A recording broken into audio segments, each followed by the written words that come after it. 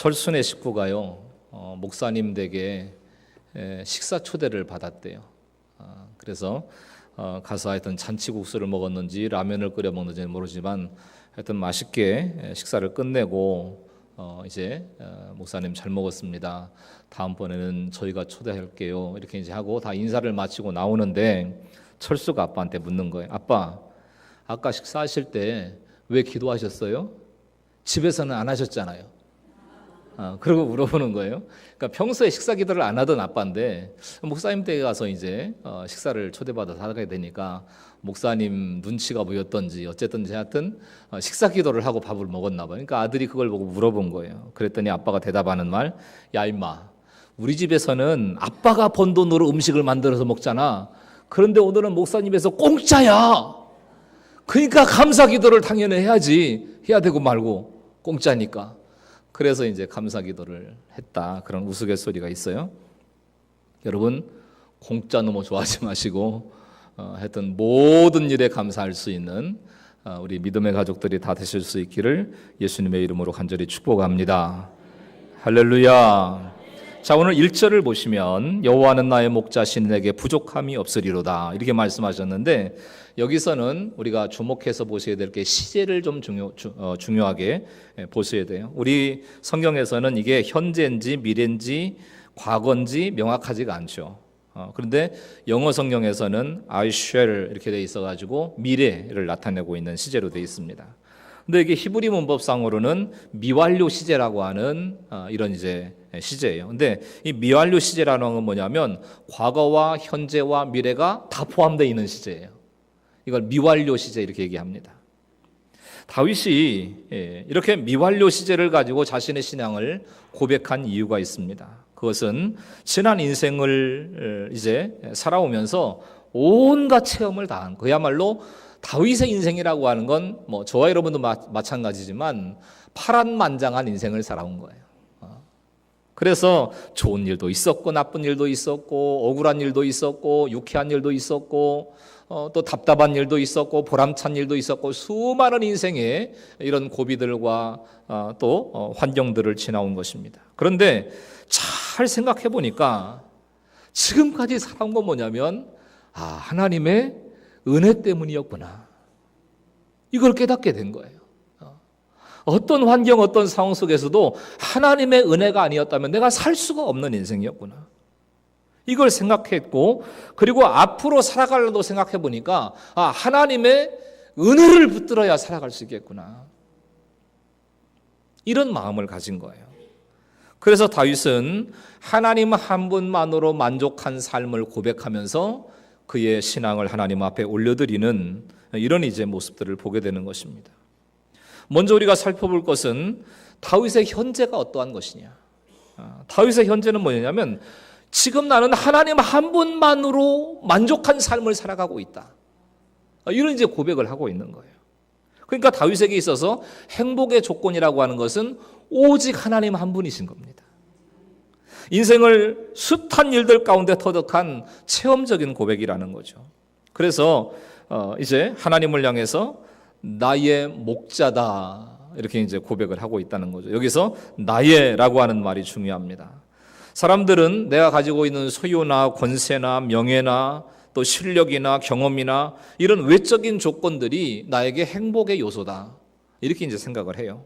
그러나 다윗은 하나님이 행복의 완전한 요소가 되십니다. 이런 고백을 하고 있는 거죠. 그러니까 어떤 형편에서든 하나님께서 함께 해주시면 그 자체로서 만족함을 느꼈다는 것입니다. 자, 다윗의 이런 고백을 이제 성경이 여러 특징들을 가진 시각에서 번역을 하게 되는데요. 우리가 이제 가지고 사용하는 성경은 가장 일반적으로 사용하는 개역개정이라고 하는 성경이에요.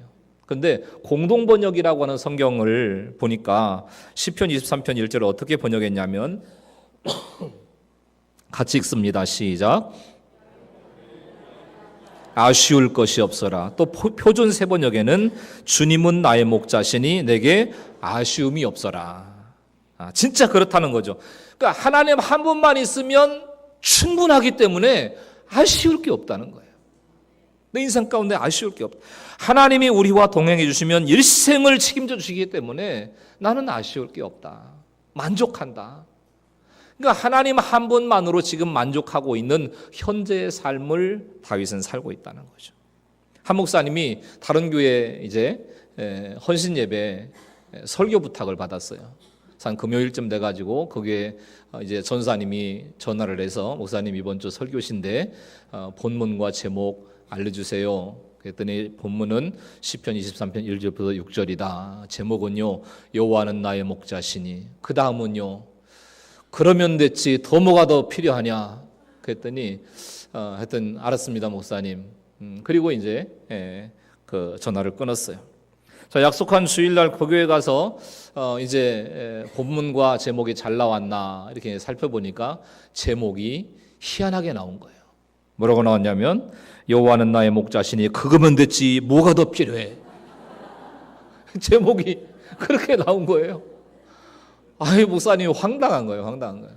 그래서 이거 전사님이 잘못 알아듣고 제목이 잘못 나왔습니다. 이렇게 얘기하면 또 전사님이 곤란해질까 봐서 그래서 하나님 지혜롭게 이 제목 주신 것도 하나님의 뜻인 줄로 믿습니다. 하나님 지혜를 주세요.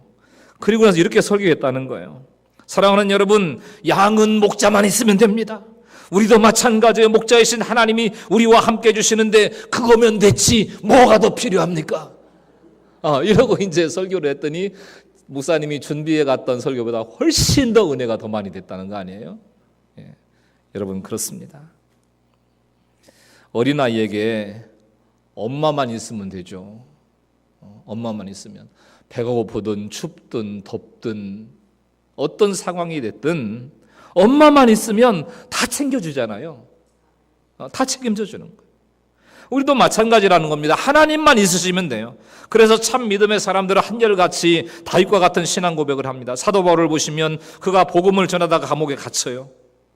우리 선교사님 갇혀있는 열악한 감옥도 감옥이지만 당시의 감옥은 그야말로 토굴과 같은 이런 지역이었는데 이번에 가서 이제 빌라델비아 지역에 갇혀있던 그 빌립보 감옥을 이제 보고 왔는데요. 완전히 바위를 뚫어오는 그냥 바위 동굴이에요. 차디찬 동굴. 자, 그런데 그 열악한 환경 가운데서 얼마나 불편하고 얼마나 힘들었겠어요. 근데 사도 바울은 이렇게 고백합니다. 자, 화면 보시고 같이 읽습니다. 빌립보서 4장 11절 12절 시작. 내가 궁핍함으로 말하는 것이 아니니라. 어떠한 형편에든지 나는 자족하기를 배웠노니 나는 비천에 처할 줄도 알고 풍부에 처할 줄도 알아. 모든 일, 곧 배부름과 배고픔과 풍부와 궁핍에도 처할 줄 아는 일체의 비결을 배웠노라. 여러분, 사도 바울이 이렇게 모든 형편 가운데서 자족할 수 있는 비결이 뭐였느냐? 13절 말씀은 이렇게 얘기합니다. 다 같이 내게 능력 주시는 자 안에서 내가 어떻게 해요? 모든 것을 할 수 있느니라. 내게 능력 주시는 예수 그리스도 안에서 내가 모든 것을 할 수 있기 때문에 이런 일체의 비결을 내가 배우게 됐다. 주님이 함께 해주시고 주님이 이루해 주시고 주님이 모든 힘든 환경들을 극복할 수 있는 능력을 주시기 때문에 내가 이 모든 일들을 감당할 수 있다.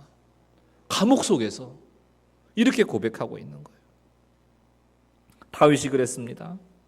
한때는 환경이나 조건에 따라서 웃고 울고 이렇게 살아왔지만 이제는 모든 것이 하나님의 은혜고 모든 것이 하나님 앞에 감사할 조건들 뿐입니다. 나는 하나님 한 분만으로 만족하고 살아갈 수 있는 사람입니다. 이런 신앙의 고백을 드리면서 여호와는 나의 목자시니 내게 부족함이 없으리로다. 여호와는 나의 목자시니 내게 부족함이 없으리로다.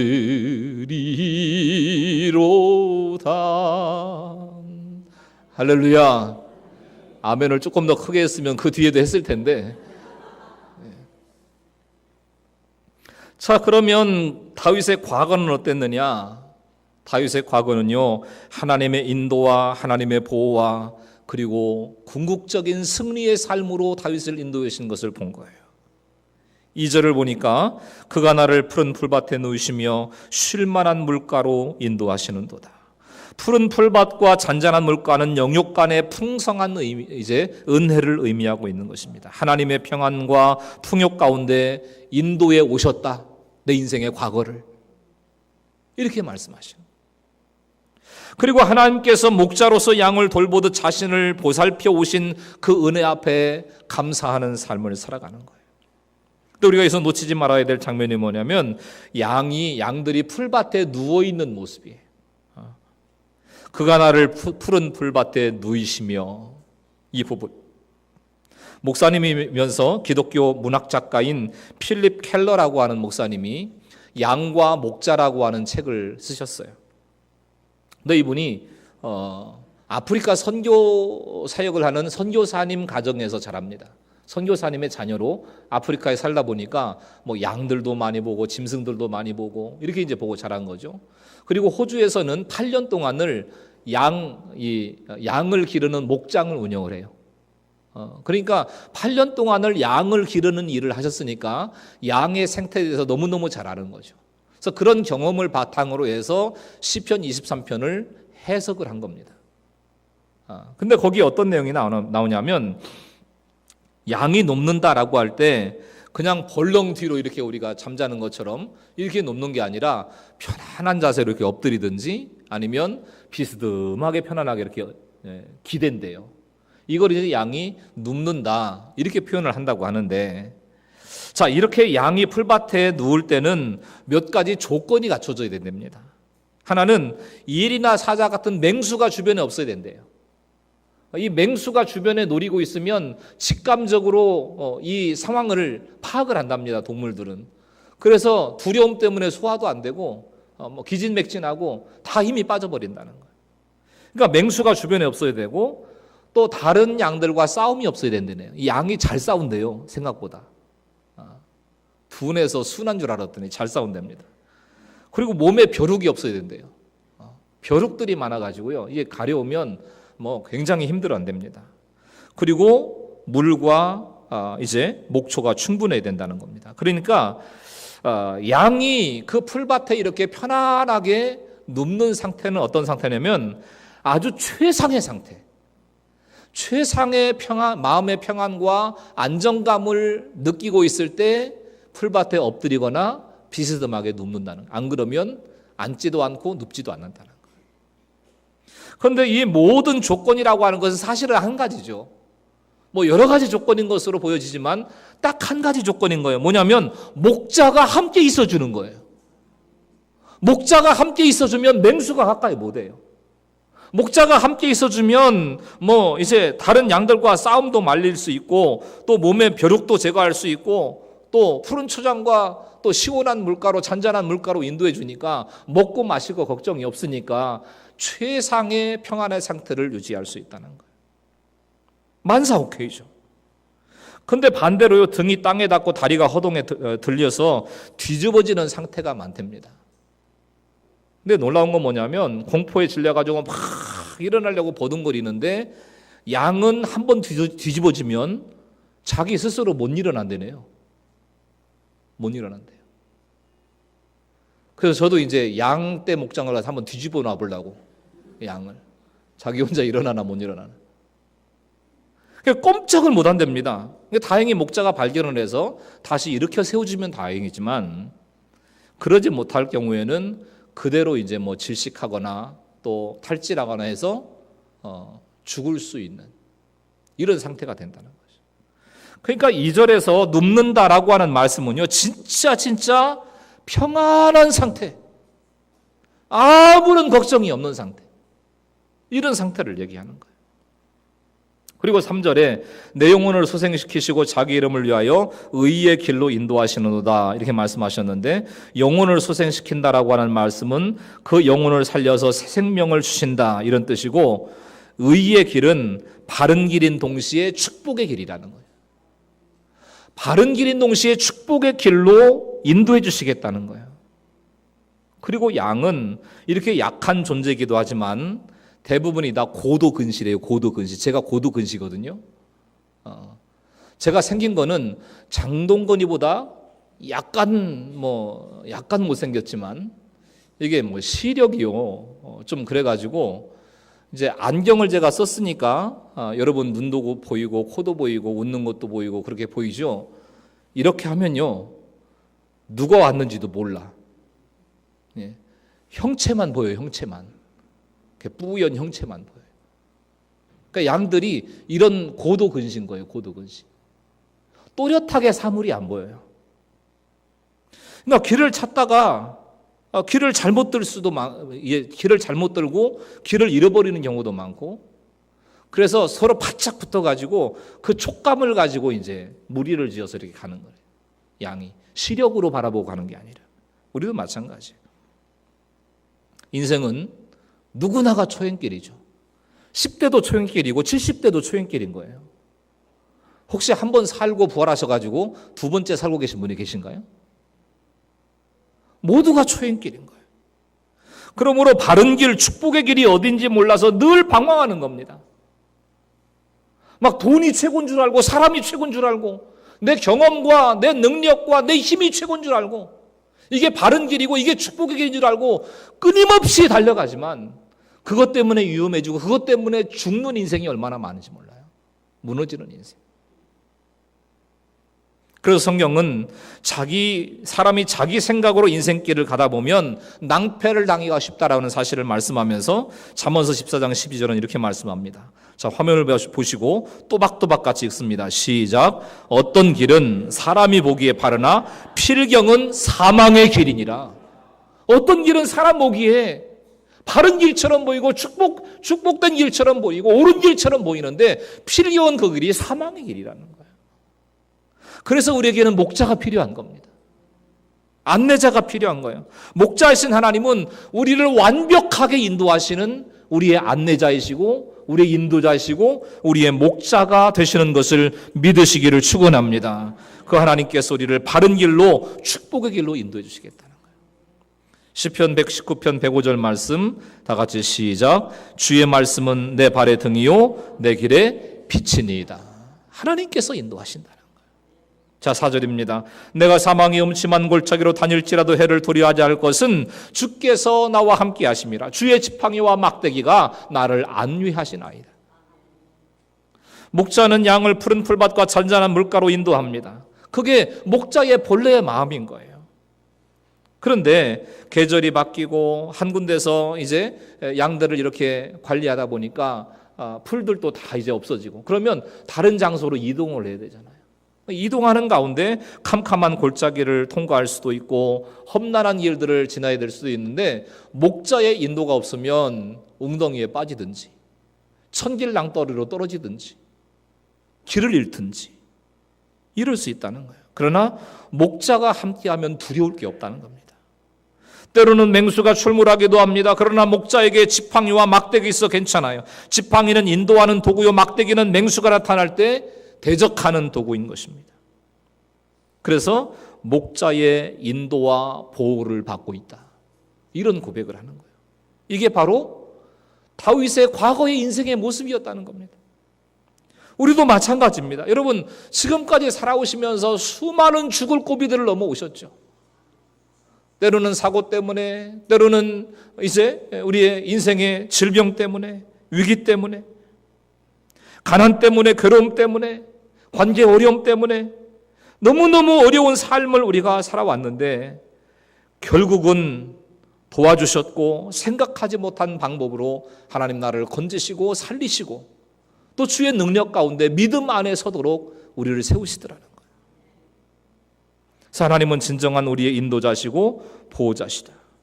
시편 121편 4절 6절 말씀 같이 읽습니다. 시작. 이스라엘을 지키시는 이는 졸지도 아니하시고 주무시지도 아니하시리로다. 여호와는 너를 지키시는 이시라. 여호와께서 내 오른쪽에서 내 그늘이 되시나니 낮에 해가 너를 상하게 하지 아니하며 밤에 달도 너를 해치지 아니하리로다. 할렐루야. 하나님의 보호가 함께 하시겠다.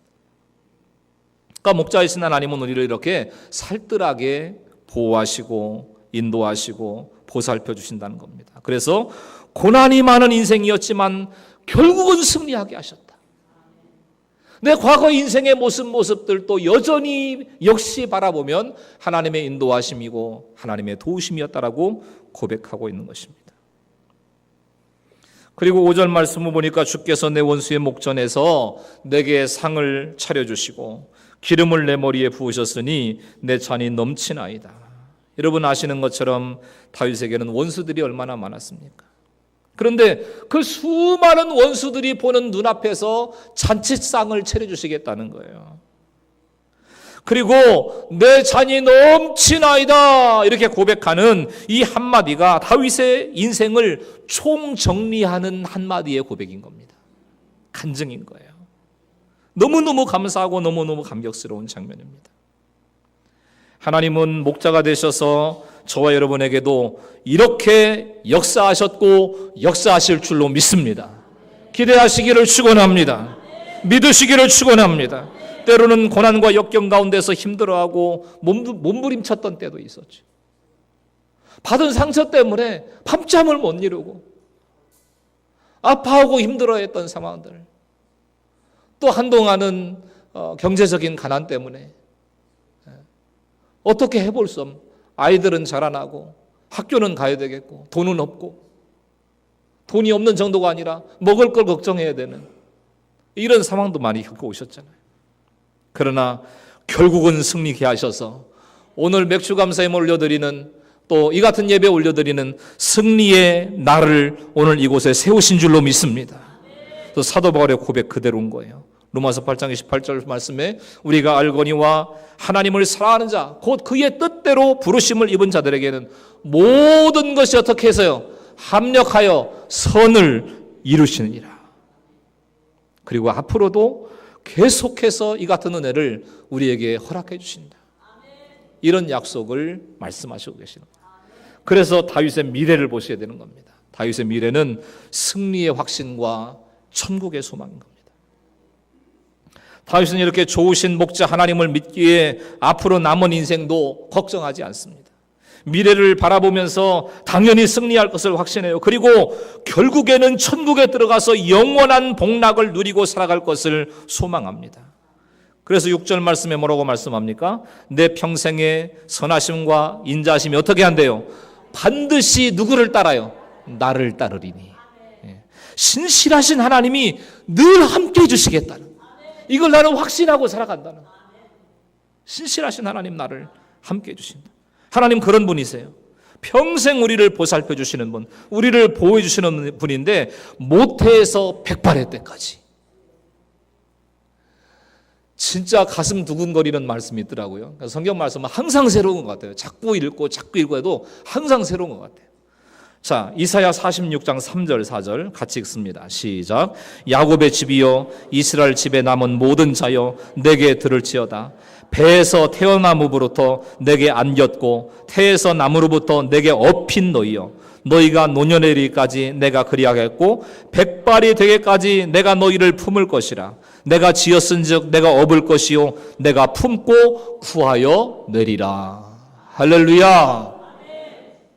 우리가 태어날 때부터 하나님께서 우리를 업고 안으시고 노년에 이르기까지 백발이 되기까지 내가 너희를 품을 것이라. 내가 지었은즉 내가 업을 것이요 내가 품고 구하여 내겠다. 하나님 책임지신다는 거예요. 믿으시면 아멘 합시다. 하나님 내 인생 책임지신다. 여러분 서로를 향해서 축복하시고 격려하겠습니다. 양옆에 있는 성도님들 향해서 권사님의 인생은 하나님 책임지시고 하나님 보호하십니다. 시작.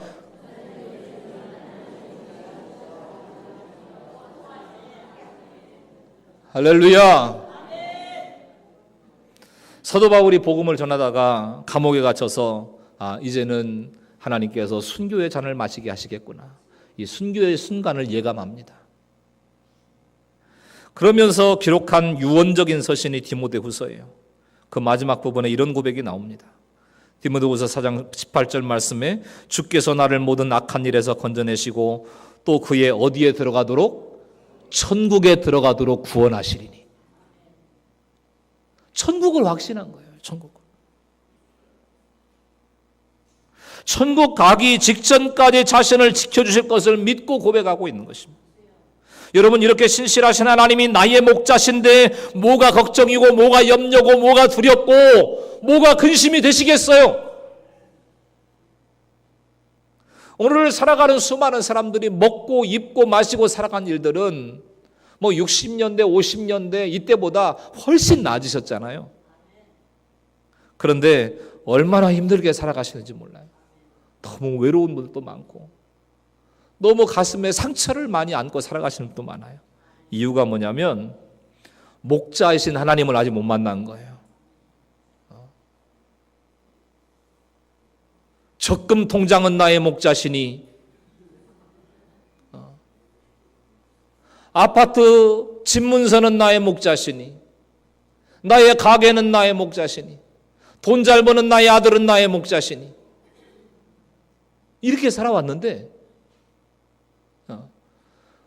우리 주님은, 하나님은 나의 목자시니, 이런 고백을 아직 못한 거예요.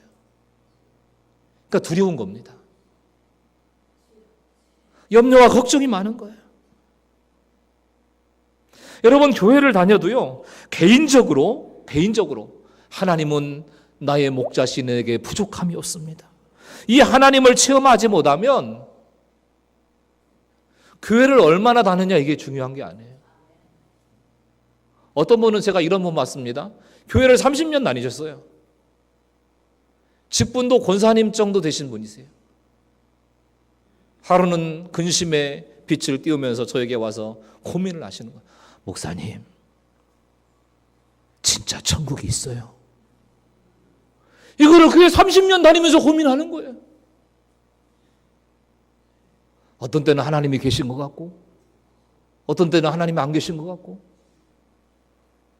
그러니까 두렵죠. 걱정과 염려가 되는 거예요. 온전히 내 인생을 맡길 대상이 없는 거예요. 여러분, 오늘 예배 드리시면서 목자 되신 하나님을 여러분 개인의 구원자로, 여러분의 인생의 주인으로 모셔드릴 수 있게 되기를 예수님의 이름으로 간절히 축원합니다. 그래야 하나님이 책임지시는 거예요. 내 건 내가 책임진다고 책임지시는 거예요. 하나님 책임져 주시는 인생. 대기업 중역으로 이제 일을 하시다가 퇴직을 하시고 사업을 시작하셨는데, 요즘 말로 대박이 난 분이 계세요.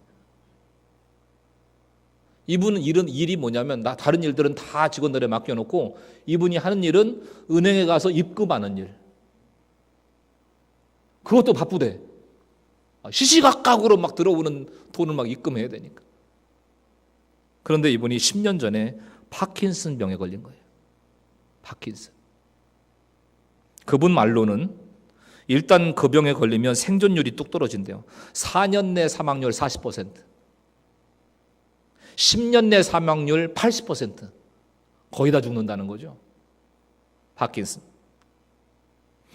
근데 본인은 10년 전이나 지금이나 건강을 잘 유지하면서 신앙생활을 너무너무 열심히 재미있게 은혜 가운데 하고 있다고 그러면서 간증을 하시는데, 비결이 뭐냐 물어보니까 이분이 찬양을 많이 하시고 시편 23편을 하루에도 10번 20번 암송하고 묵상하고 한대요. 시편 23편을.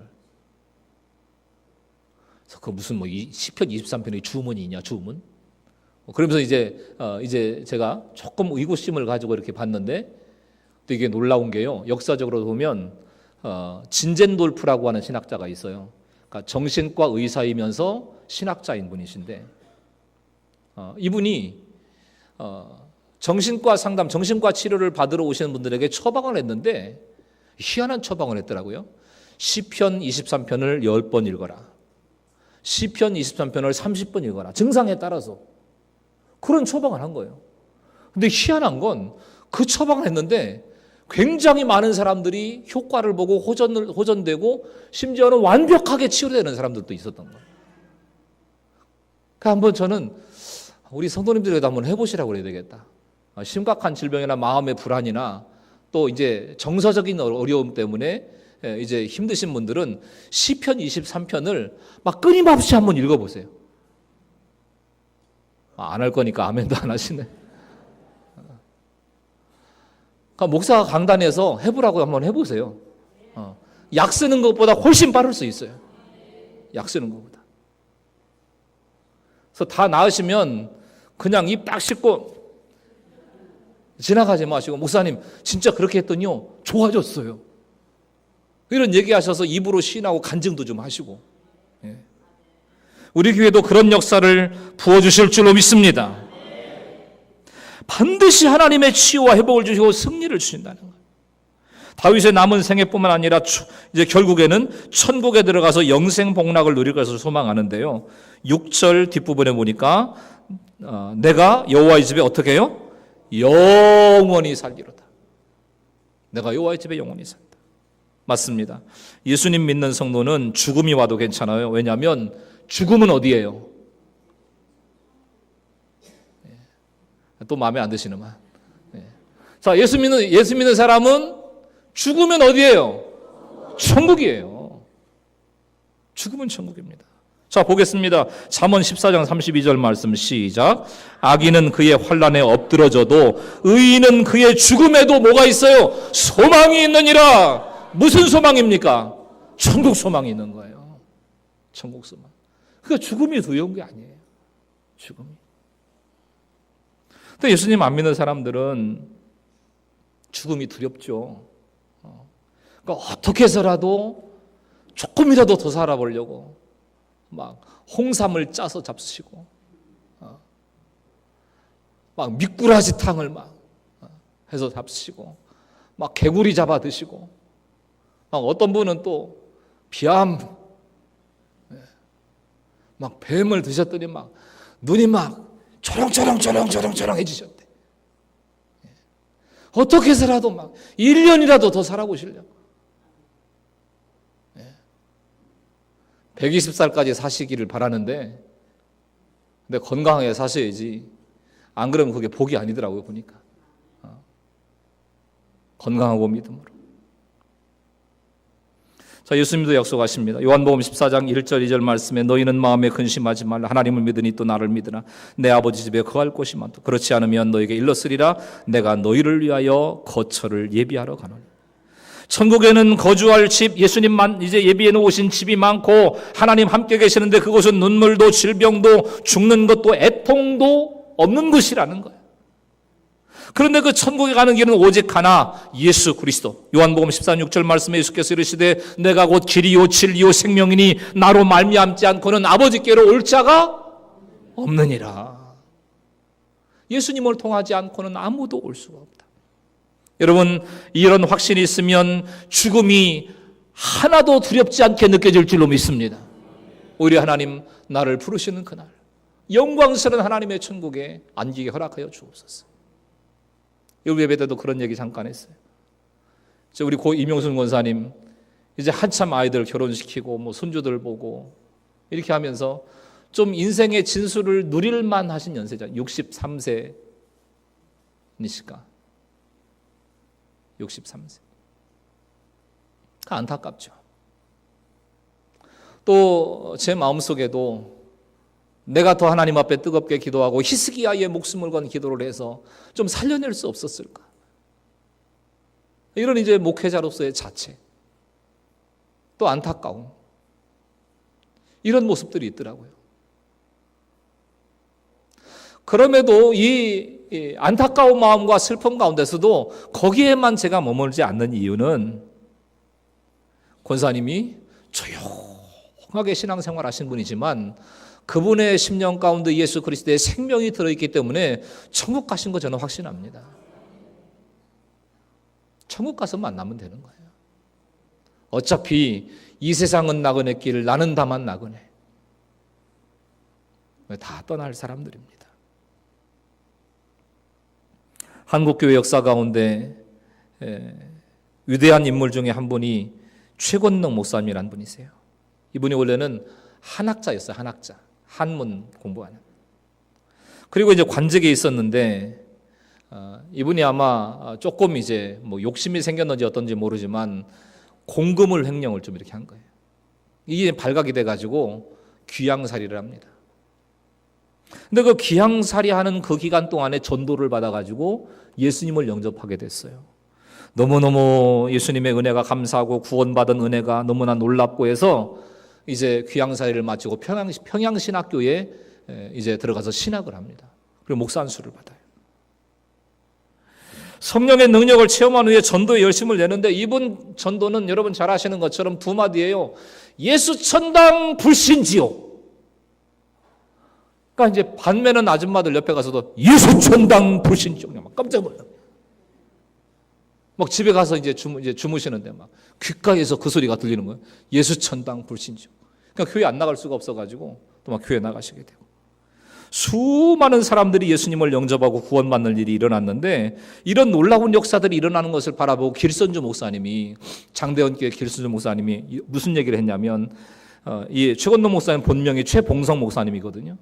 최봉성 목사의 예수 천당 소리가 멈추는 날에는 동방의 예루살렘 평양이 망할 거다. 이러고 얘기할 정도였어요. 그만큼 그 영혼을 향한 영향력과 또 이제 생명을 향한 이런 역사를 강력하게 감당했던 목사님이신데 이분이 1939년 신사참배에 반대하다가 투옥돼서 6년간 옥고를 치르는데요. 수많은 고문을 당하면서도 유명한 얘기가 있지 않습니까? 이제 한 대 때리면 예수 천당, 또 한 대 때리면 불신지요. 미쳤냐? 그러니까 내 속에는 예수님밖에 들어있는 게 없어서 때리면 넘쳐서 나온다는 거예요. 이러면서 감옥에서도 예수 천당 불신지옥을 외치는 거예요. 감당할 수 없어서 이 감옥의 이제 간수들이 그러면서 이제 하나님의 도우심과 은혜를 구하면서 감옥에서 40일 금식 기도를 합니다. 40일. 그리고 너무 이제 체력이 약해지셔가지고 더 이상 감옥 생활을 감당하기 어렵다 판단을 해가지고 병보석으로 풀려내는데 이 목사님을 모시고 병원으로 이제 간 가족과 성도들이 찬송을 부르는 가운데 뭐라고 말씀하시는가 하면 나를 오라고 하는 하늘 전보가 왔다.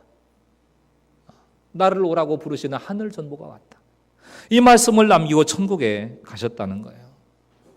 여러분, 천국은 그만큼 확실한 줄로 믿습니다. 여러분, 무슨 동화 속에 나오는 상상의 나라가 아니에요.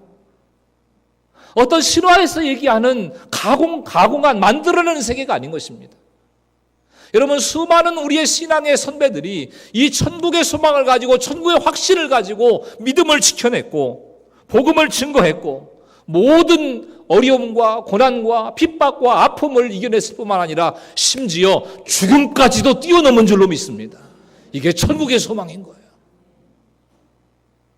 오늘 2018년도 맥주감사 주일을 하나님 앞에 올려드리면서 잠시 멈추어 서서 지난 내 인생의 모습을 한번 돌아볼 수 있기를 바랍니다. 다윗의 과거의 삶, 다윗의 현재의 모습, 그리고 다윗의 미래의 모습이 이랬던 삶의 모습이라면 나는 지금 어디에 서 있는지, 나는 내 인생을 지금 잘 살고 있는지 우리의 모습을 한번 돌아보시면서 목자이신 하나님이 내 인생을 이렇게 돌봐주셨다면 다윗처럼 나도 이런 고백을 하나님 앞에 올려드리기를 원합니다. 한번 따라서 하겠습니다. 여호와는 나의 목자시니 내게 부족함이 없으리로다. 하나 더 하겠습니다. 내 잔이 넘치나이다. 이 고백을 하나님 앞에 평생을 올려드리면서 감사로 승리의 삶을 살아가는 저와 여러분 모두가 되실 수 있기를 예수님의 이름으로 간절히 축원합니다. 할렐루야.